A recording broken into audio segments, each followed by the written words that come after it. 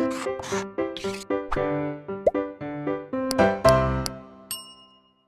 Students, blueprint detail में आपका स्वागत है बच्चों। मैं आपका physics teacher Anuj Sharma. Students, हमारी जो प्रत्यावर्ती धारा का टॉपिक है बच्चों ऑलमोस्ट फिनिश हो गया है। बस अब हमारे कुछ न्यूमेरिकल्स रह रहे हैं। तो बच्चों आज मैं आपको प्रत्यावर्ती धारा पे कुछ बहुत इंपॉर्टेंट क्वेश्चन करवाऊंगा बोर्ड में, जो बच्चों अलग अलग टॉपिक पे जो बहुत ज़्यादा पूछे जाते हैं। इसमें सबसे पहला क्वेश्चन जो बच्चों मैं आज आपको करवाने वाला हूँ बच्चों, ट्रांसफार्मर पे बेस्ड है। ठीक है बेटा, तो एक एक करके हम थोड़े अलग अलग तरीके के क्वेश्चन के टॉपिक पे क्वेश्चन करेंगे, आप थोड़ा ध्यान से करना। तो कैलकुलेशन आपसे मैं यही एक्सपेक्ट करूंगा कि आप खुद करेंगे, मैं आपको धीरे हर चीज का कॉन्सेप्ट समझाऊंगा। तो बच्चों एक पहला क्वेश्चन हमारे पास अगर आप देखें तो ये है, एक उच्च ट्रांसफार्मर दिया है बेटा और स्टेप अप ट्रांसफार्मर। वो जो बच्चों काम करता है जिस वोल्टेज पर 2.5 किलो वोल्ट पे काम करता है। तो जैसे जैसे क्वेश्चन पढ़ता रहूंगा वैसे वैसे मैं आपके लिए वैल्यू भी नोट करता रहूंगा स्टूडेंट। ठीक है, तो बच्चों सबसे पहले 2.5 किलो वोल्ट का मतलब है बच्चों प्राइमरी कॉइल में। तो ये जो वोल्टेज है बच्चों प्राइमरी कॉइल में इतनी वोल्टेज पे काम करता है 2.5 किलो वोल्ट। बच्चों आप इसको कन्वर्ट कर देंगे 2.5 10 टू द पावर 3 वोल्ट इस प्रकार। ठीक है बेटा, अब बात करते हैं बेटा आगे की बात। तो आगे की बात यह है कि वो जो वोल्टेज है, वो जो धारा प्रवाहित कर रही है प्राइमरी कॉइल में, वो 20 एम्पियर की धारा प्रवाहित कर रही है। तो ये बच्चों हमारे पास हो जाएगी आईपी की वैल्यू, और ये होगी बेटा 20 एम्पियर। तो ये दोनों हमें जो वैल्यू दी है बेटा, ये प्राइमरी कॉइल के लिए दी है। अब वो कहता है कि जो रेशियो दिया है बेटा NS/NP का, तो ये हमें दिया है, बल्कि ये जो हमें दिया है अगर मैं आपको बताऊं, ये रेशियो आपको मैं एक मिनट पढ़ के बताता हूं। ये रेशियो हमें दिया है प्राइमरी टू सेकेंडरी कॉइल का है आई थिंक, और ये अभी आपको मैं क्लियर करता हूं, ये वैल्यू से हमारी सही हो जाए। तो बच्चों ये प्राइमरी टू सेकेंडरी कॉइल का जो हमें दिया हुआ है, प्राइमरी टू सेकेंडरी का दिया हुआ है, तो हम कहेंगे NP/NS। तो बच्चों यहाँ पे ये अच्छी बात है कि हमने इस चीज को गौर से देख लिया, क्योंकि मैं आपको एक बात बताता हूँ कि जो NP/NS है इसको हम अपने हिसाब से तोड़ेंगे। अगर ये हमें NP/NS दिया है बेटा 10:1, तो हम कहेंगे हमें NS/NP दिया है 1:10। ये ज्यादा सही हो गया हमारे लिए, कोई इसमें दिक्कत नहीं। बच्चों उस ट्रांसफार्मर की जो एफिशिएंसी दी है, दक्षता, जिसे बच्चों ईटा से रेफर करते हैं, वो है बेटा 90%। तो बच्चों इसको भी आप तोड़ेंगे 90/100 इस प्रकार से। तो आप देख लीजिए जो जो वैल्यू हमें गिवन है बेटा बोर्ड में, सबसे पहले किसी भी क्वेश्चन को करने के लिए बेटा जरूरी होता है आप उन वैल्यू को नोट कर लें कि आपको गिवन क्या क्या है। ये सब हमें गिवन है। अब बच्चों निकालना क्या है इसमें, सबसे पहले पार्ट में देखें तो बच्चों आउटपुट पावर चाहिए। तो आउटपुट पावर का मतलब बच्चों दक्षता का फॉर्मूला लगाएंगे। जो एफिशिएंसी होती है वो होती है बच्चों output power upon input power. ठीक है, अब बच्चों एक एक वैल्यू रखना शुरू करते हैं। आउटपुट पावर तो हम निकाल लेंगे, ईटा हमें कितना दिया है एफिशिएंसी 90/100, ये हमने इस प्रकार से देख लिया।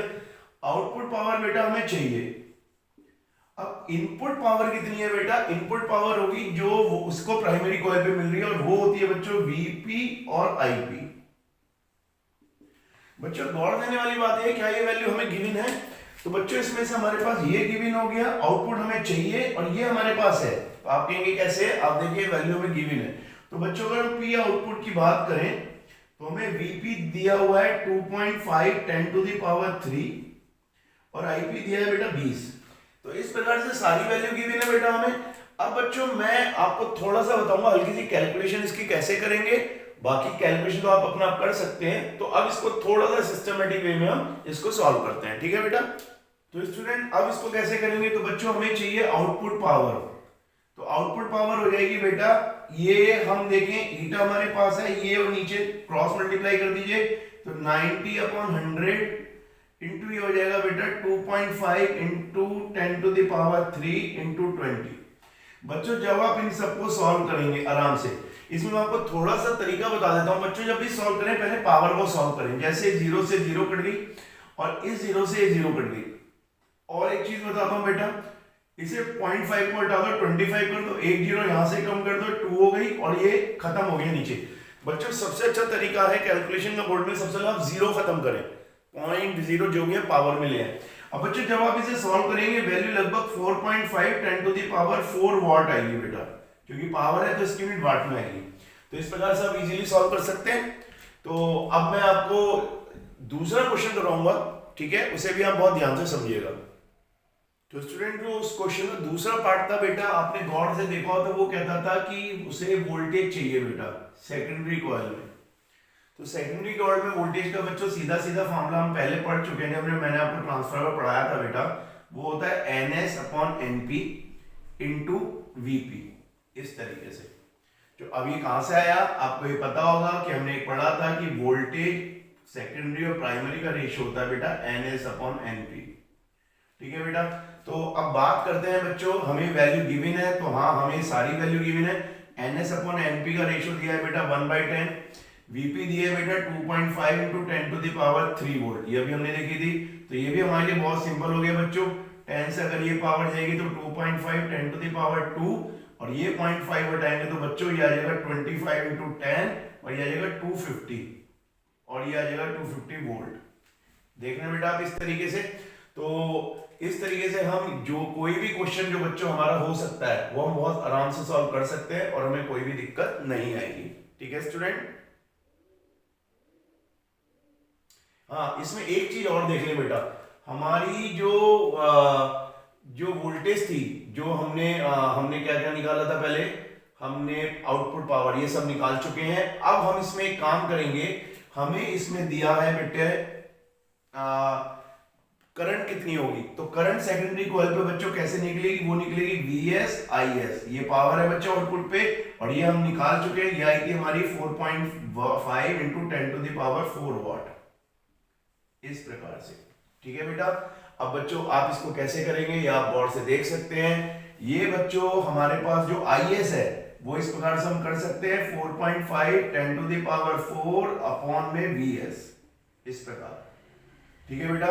अब ये आप देख सकते हैं कि जो पावर हमारे पास थी बच्चों, ये आउटपुट पावर हम निकाल चुके हैं, वोल्टेज हमारी आ चुकी है सेकेंडरी पे, तो ये आ जाएगी 4.5 10 to the power 4 upon VS आएगी बेटा 250 वोल्ट, इस प्रकार से। अब आप इसको भी सॉल्व करेंगे तो आराम से हमारी धारा आ सकती है, ठीक है स्टूडेंट। अब मैं आपको इसको कैलकुलेट करके, कैलकुलेशन तो आप भी कर सकते हैं पर इसको थोड़ा मिनिमाइज करके आपको सिखाऊंगा, ठीक है। तो बेटा अब इसको सॉल्व करने का तरीका फिर मैं आपको सिखाऊंगा। इसमें आप बच्चों सबसे पहले ये पॉइंट हटाएं, जैसे ये पॉइंट हटेगा बेटा कितना हो जाएगा 10 टू द पावर 3, बच्चों 25 है, ये जीरो जब ऊपर जाएगी तो 10 पावर -1, तो हो जाएगा बच्चों 45 into 10 to the power 2 upon 25। तो बच्चों सॉल्व करने का तरीका आपका हमेशा यही रहेगा, सबसे पहले आप पावर को सॉल्व करेंगे बेटा। अब बच्चों अगर ये 10 पावर 2 है, आप इसे काटेंगे तो 4 आएगा, क्योंकि 100 है।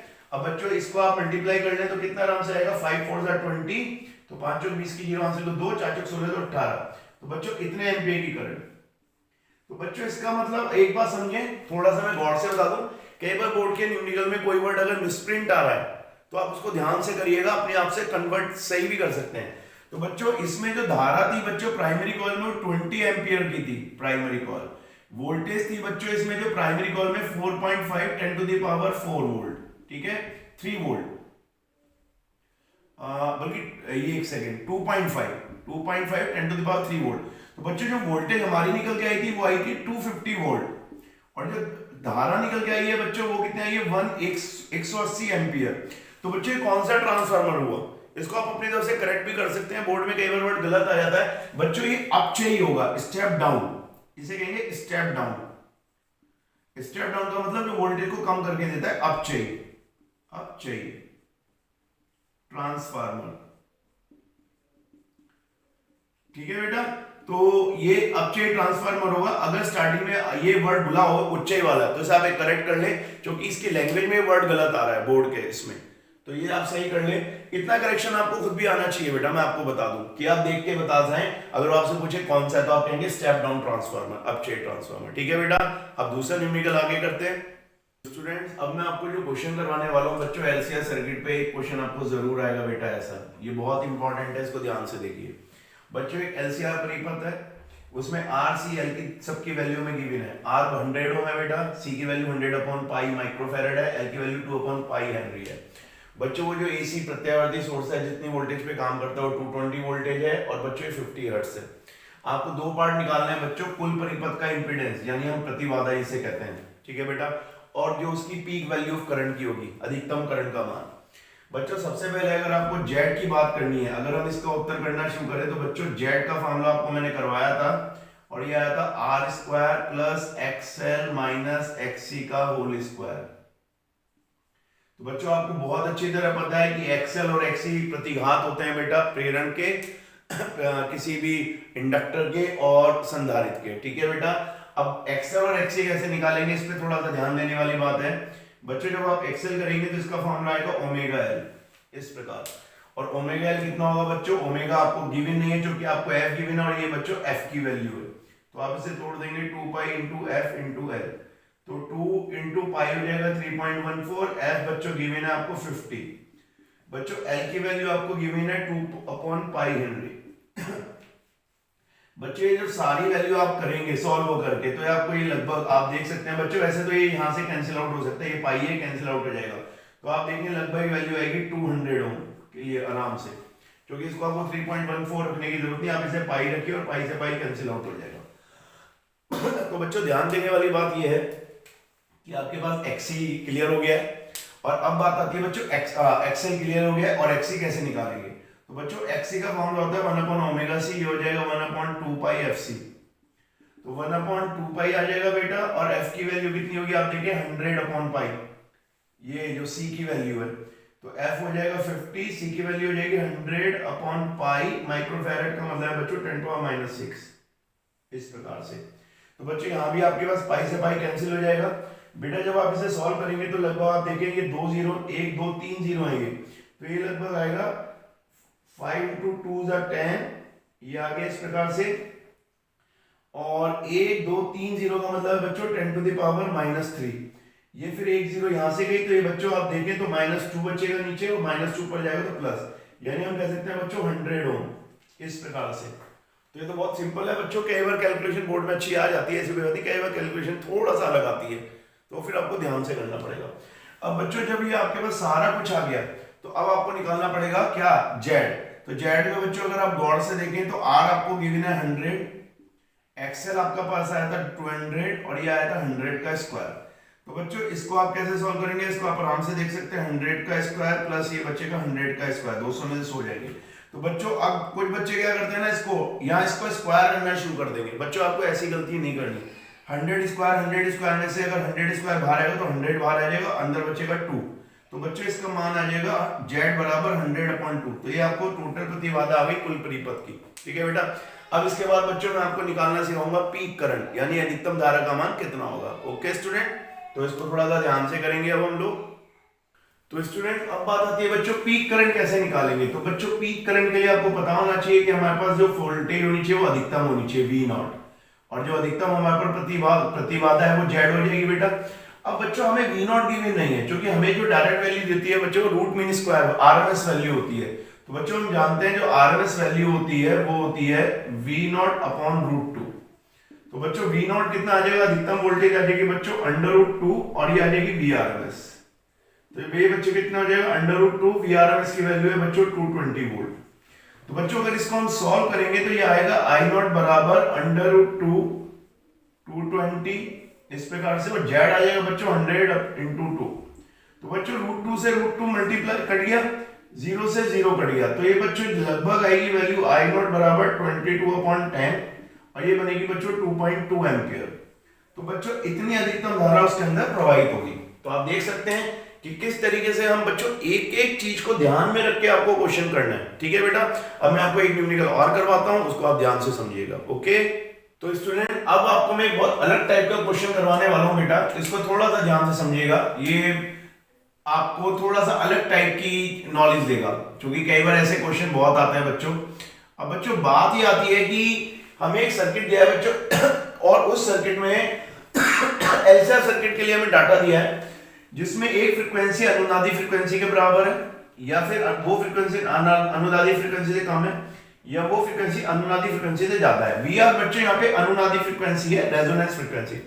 तो हमें बताना है कि इन तीनों कंडीशन में करंट वोल्टेज से लीड कर मतलब पीछे रहेगी या आगे होगी, अगर होगी या पश्चगामी होगी, लीड करेगी या लैग बिहाइंड होगी।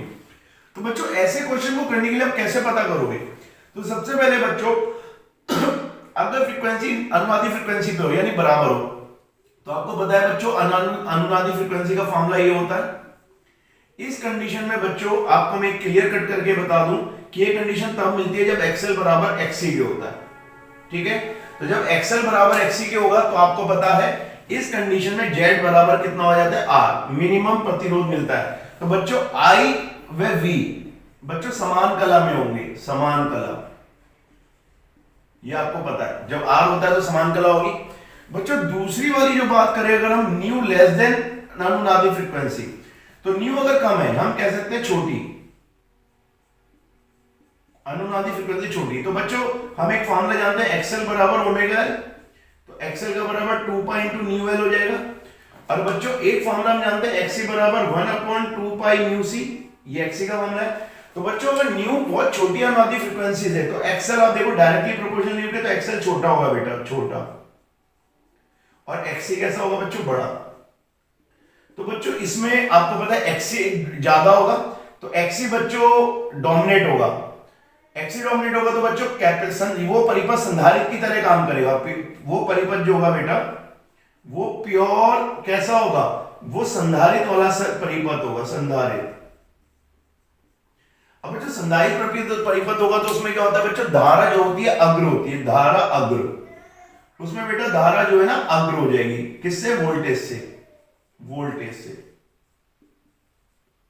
ठीक है बेटा, तो ये आप पता कर सकते हैं। तीसरा जो बच्चों बात है कि अगर न्यू लेस देन हो जाए न्यू आर के, तो न्यू ग्रेटर देन हो जाए, लेस देन वाला हमारा हो गया, अब अगर ज्यादा हो जाए तो बच्चों इसका मतलब एक्सएल बराबर 2 पाई एफ, अभी हमने देखा 2 पाई इंटू न्यू एल, इसमें बच्चों एक्सएल ज्यादा हो जाएगा, एक्सएल ग्रेटर देन एक्ससी, क्योंकि अगर आप देखें तो एक्ससी जो होगा इन्वर्सली होता है ये, तो अगर न्यू बच्चों ज्यादा हो जाए तो एक्ससी तो कम होगा, एक्सएल ज्यादा होगा, तो बच्चों वो परिपथ होगा प्योर इंडक्टिव परिपथ, यानी प्योर जिसे हम कह सकते हैं प्रेरकत्व परिपथ। तो बच्चों इस कंडीशन में आप देख सकते हैं एक्सएल ज्यादा होगा तो इसमें बच्चों धारा जो होगी पीछे हो जाएगी, धारा पश्चगामी, क्योंकि वोल्टेज आगे होती है बेटा, धारा पश्चगामी, किससे बेटा, वोल्टेज से। तो बच्चों इस प्रकार के क्वेश्चन अगर आपको छाटने के लिए आए तो आप इसको बहुत ध्यान से करिएगा, ये पूरे आराम से आपको कंप्लीट नंबर दिलवाएंगे। अब बच्चों ये जो हमारा एसी परिपथ होता है बच्चों, सर्किट ये पूरा होता है आज।